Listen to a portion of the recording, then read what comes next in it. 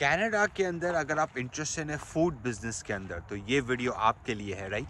Food business कैसा है, कितने पैसे बनते हैं, कितने से स्टार्ट होता है, कहाँ पे हम फूड बिजनेस ले, ये I will try to talk about all of these things in today's video, right. Okay, तो लेट्स स्टार्ट अबाउट लाइक मेरे पहली बात तो ये है कि आप फूड बिजनेस को अगर आप लेकिन बात करते हैं तो फूड बिजनेस जो है वो एक बहुत डाइवर्सिफाइड इंडस्ट्री है। जिस तरह बेकरी हो गई, केटरिंग का बिजनेस हो गया, फास्ट फूड हो गया, फाइन डाइनिंग रेस्टोरेंट हो गया, राइट। पैकेज फूड इंडस्ट्रीज हो गई, मतलब कि जिस तरह आप पैकेज फूड बना के बेचते हैं, सॉस की कंपनी हो गई। तो फूड एक बहुत डाइवर्स बिजनेस है, राइट। तो पहली बात तो आपने ये आइडेंटिफाई करना है कि भाई फूड बिजनेस के अंदर विद इन द इकोसिस्टम आप कहाँ पे खेल रहे हैं, कहाँ पे आपने बिजनेस स्टार्ट करना है, किस किस्म का बिजनेस है। तो that's the number one thing, right. क्योंकि फूड इज़ लाइक मतलब कि एक वो बोलते हैं ना कि इट्स अ ह्यूज इंडस्ट्री। तो पैकेज गुड से लेके रिटेल साइड जो हम बोलते हैं, रेस्टोरेंट्स हो गई, फास्ट फूड हो गए, right. And in as simple as like जिस तरह मैं आपको एक एग्जांपल दूं कि हमारे जानने वाले हैं वो सिर्फ बच्चों के बर्थडे केक्स और स्वीट्स का काम करते हैं, राइट। एंड वो घर से काम करते हैं, राइट। तो बहुत सारे मॉडल्स एग्जिस्ट करते हैं खाने के बिजनेस के अंदर, राइट। बट इन सब की एक फंडामेंटल जो फाइनेंशियल लाइनिंग होती है वो सेम होती है, राइट। फाइनेंशियल मतलब कि जो जिस तरह से ये सारे बिजनेसेस पैसे बनाते हैं उसके पीछे जो मैथ होती है वो फंडामेंटली सेम होती है। मॉडल्स डिफरेंट होते हैं। जिस तरह आप होलसेल सप्लाई कर रहे हैं, जिस तरह आप इन्हें रिटेल बिजनेस खोल के बैठे हुए हैं, या जिस तरह आप जो है ना जिस तरह लेकिन पैकेज गुड्स कर रहे हैं, या जिस तरह आपने टिफ़िन सर्विस खोली हुई है। जिस तरह एक मैं बंदे को जानता हूँ वो क्या करता है कि सिर्फ स्टूडेंट्स के लिए उसने टिफ़िन सर्विस खोली हुई है कनाडा के अंदर, right. So it's a different models out there. कौन सा मॉडल अच्छा है, कौन सा नहीं है, क्या है, अब वो तो मॉडल के ऊपर डिपेंड करता है और आपकी खुद की एक्सपर्टीज़ के ऊपर डिपेंड करता है ना। मतलब कि भाई अगर आप बोलें कि आपने कभी रेस्टोरेंट नहीं चलाया है, आप बोले मैं रेस्टोरेंट चला लूँगा, तो ऐसा तो नहीं होता ना, राइट। या आपको you are not a good chef and आप जो है ना कोई फाइन डाइनिंग रेस्टोरेंट खोलना चाह रहे हैं तो that this will not work out, right. So what is the bottom line? Bottom line is this, math ये बड़ी कंसिस्टेंट है। तो ये मैं आपको मैथ समझाने जा रहा हूँ, okay. Number one thing in the food business is like where are you doing business. वो रेंटेड है या आप ओन करते हैं। रेंटेड है उसका भी खर्चा है, आप ओन करते हैं अगर आपने पे ऑफ कर ली है या अगर बैंक की लोन्स हैं तो उस पर भी डिपेंड करता है, राइट। तो generally the rule of thumb is कि भाई आपका जो रेंटल और उस जगह का जो खर्चा है that shouldn't be more than what 20%। आप अगर $1 की कोई चीज़ बेचते हैं तो 20% जो है इससे ज़्यादा रेंट पे नहीं जाना चाहिए। That's max, okay. Number one rule in food business, irrespective of whatever you're producing, however you're producing, wherever you're producing, okay. Fundamental ये है कि भाई ये अगर आप मैथ को स्क्यू करेंगे तो आपके बाकी नंबर स्क्यू हो जाएंगे, okay. So number one thing, आपकी जो रेंटल कॉस्ट है या आपकी ओनिंग जगह की कॉस्ट है, क्योंकि भाई किचन भी है या घर से आप कर रहे हैं, सही है। तो घर में आप टेक्निकली खर्चा तो नहीं दे रहे, पर एक तरह से इलेक्ट्रिसिटी ज़्यादा यूज़ करें आप, जो है ना अप्लाइंसेस ज़्यादा यूज़ करें तो उसके भी तो खर्चे हैं ना, राइट।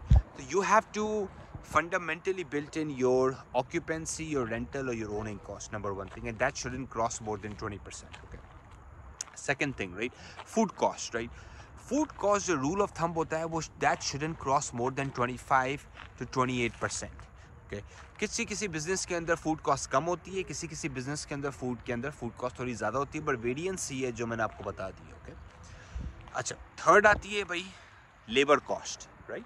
लोग मतलब कि पहली चीज़ है कहाँ पे बना रहे हैं, सेकंड चीज़ है बेसिकली क्या चीज़ बना रहे हैं, थर्ड चीज़ है कौन बना रहा है, ओके। तो भाई कौन बना रहा जो वाला जो सिस्टम है ना, वो बेसिकली होता है कि आपको अगर लेबर कॉस्ट जो कंटेन करनी है कोशिश करके, वो तकरीबन आपको 25 से 28% तक कंटेन करनी है, ओके। क्योंकि आप 25 से 28% अगर कंटेन कर सकते हैं दैट विल मेक सेंस। जब आप 30% या आप उससे ज़्यादा चले जाते हैं तब आपके लिए प्रॉब्लम्स क्रिएट होना शुरू हो जाते हैं। समझे आप बात को, राइट। क्योंकि भाई सिंपल मैथ है ना, फिर मैं आपको बताऊंगा एंड में कि when it all adds up, right.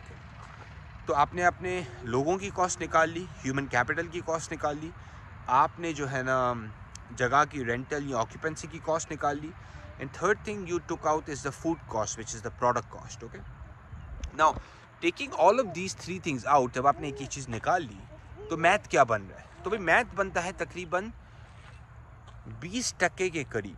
So if you sell anything for $1, आपकी $1,00,000 की सेल है, आपको एटलीस्ट 15 से 20,000 डॉलर एंड में बच रहा है। ओके, पर इसके अलावा भी तो कॉस्ट है ना, टैक्सेशन है, अकाउंटिंग फ़ीस है, ट्रांजैक्शन फ़ीस है, तकरीबन 10% आप और निकाल लें साइड पे। सही है, समझे आप? तो अगर आप $1,00,000 का रेवेन्यू करते हैं खाने के बिजनेस के अंदर, कनाडा के अंदर, रूल ऑफ थंब इज आपको $10,000 के करीब इधर उधर आपको बचना चाहिए, and that's the bottom line, right. So अगर आप खाने का बिजनेस देख रहे हैं, आपको अगर खाने का बिजनेस समझ में आता है, आप शेफ़ हैं, आपको एक्सपीरियंस है, आपको बस शौक़ है, जो भी है भाई, और कनाडा के अंदर आपको ये बिज़नेस आके खोलना है, तो ये एक इसकी सिंपल मैथ है। ओके, बाकी 3-4 चीज़ें मैं आपको बता दूँ। जिस तरह आपको सिटी से लाइसेंस चाहिए होता है which is cheap, $200 to $300 a year.